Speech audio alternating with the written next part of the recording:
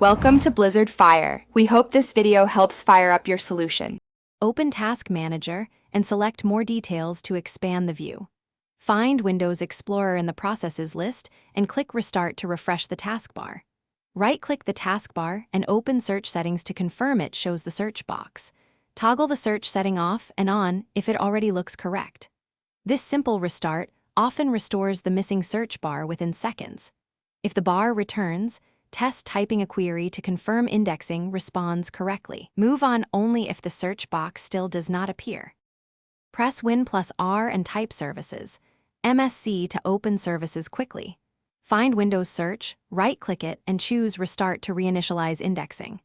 If Windows Search is disabled, set Startup Type to Automatic and then start the service. Open Settings, go to Update and Security, select Troubleshoot, and run the Search and Indexing Troubleshooter.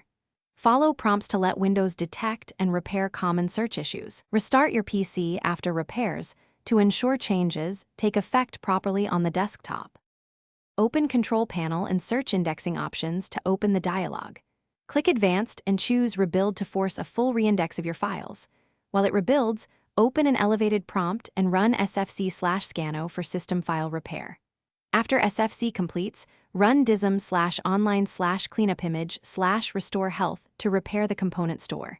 If the search bar still fails, create a new user account to check for profile corruption.